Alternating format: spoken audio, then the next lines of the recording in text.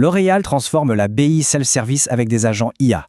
Aujourd'hui, on va décrypter ensemble la stratégie et l'architecture technique qui ont permis aux géants des cosmétiques de faire passer ce concept à l'échelle de la production en s'appuyant sur l'analyse conversationnelle. Pour bien comprendre leur démarche, notre analyse va se dérouler en 6 temps. D'abord, on verra les fondations indispensables au projet. Ensuite, l'échec de leur première approche, le text-to-SQL. Puis, la solution qu'ils ont trouvée avec la couche sémantique et l'architecture multi-agents qu'ils ont dû mettre en place.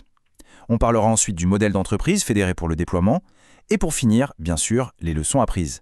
Alors, pour commencer, il faut savoir que le succès de cette initiative chez L'Oréal ne sort pas de nulle part. En réalité, il repose sur 2 piliers fondamentaux qui étaient déjà en place bien avant. Le premier pilier, c'est la Beauty Tech Data Platform. C'est leur plateforme de données unifiée lancée dès 2019 qui a vraiment servi de socle à tous leurs projets data. Le second, plus récent, c'est L'Oréal GPT, une solution interne et sécurisée d'IA générative lancée en septembre 2023. Ce L'Oréal GPT, il répondait à un double enjeu stratégique. Le premier, bien sûr, c'était de protéger les données sensibles en offrant une alternative interne et contrôlée. D'ailleurs, ça a justifié le blocage des outils externes. Le second objectif, c'était d'accélérer l'adoption de l'IA par les collaborateurs dans un cadre sécurisé. Et ce qui est intéressant, c'est que la plateforme a été conçue pour être agnostique, pour pouvoir jongler entre les modèles et optimiser en permanence les coûts et la performance. Et le résultat ne s'est pas fait attendre. On parle de 15 000 utilisateurs quotidiens.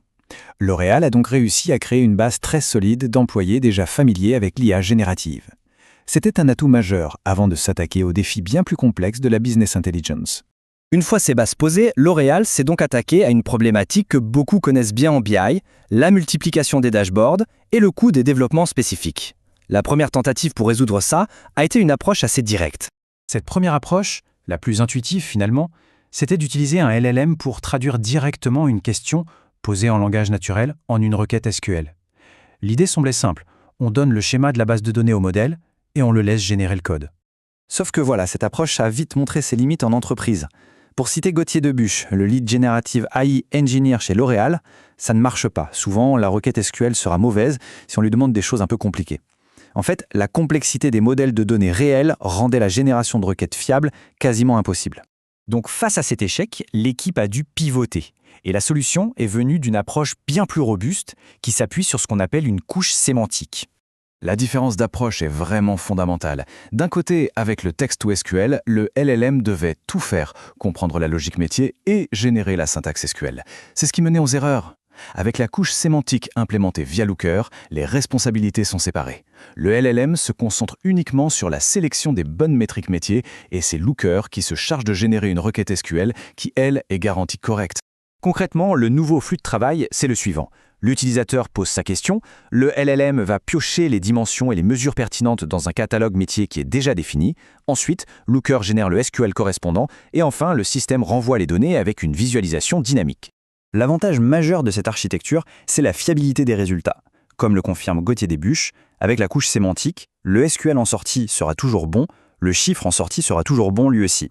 Bon, le modèle fonctionnait, c'est une chose. Mais la mise en œuvre a révélé d'autres défis techniques.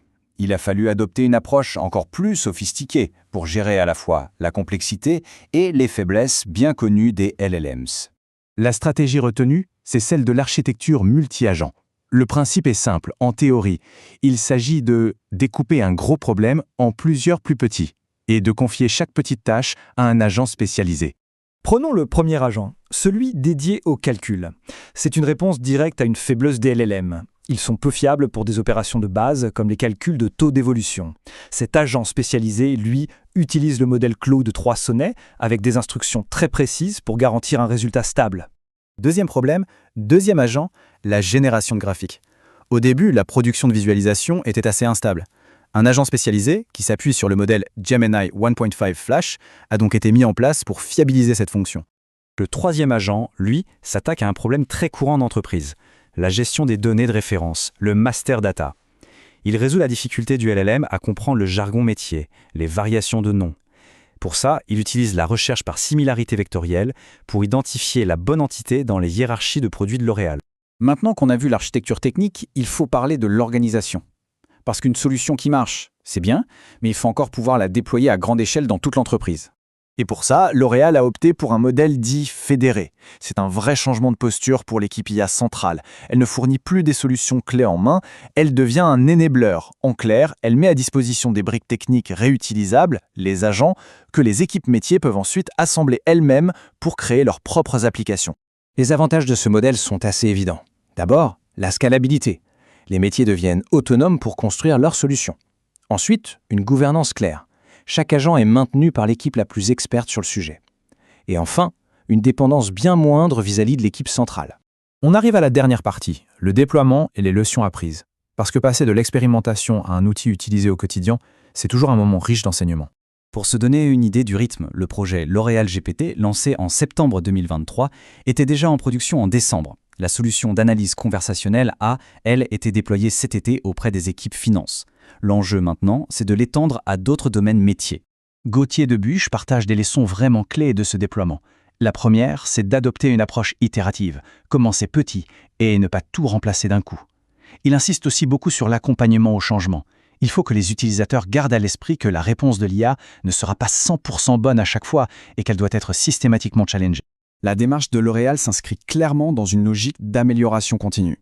D'ailleurs, l'équipe explore déjà la prochaine étape, des protocoles standardisés comme le Model Context Protocol ou MCP. L'objectif serait de standardiser les interactions entre agents pour dépasser les limites des API traditionnelles, qui sont jugées trop statiques. C'est une évolution à suivre de très près. Rendez-vous chaque jeudi pour une nouvelle édition de Secrets de Data.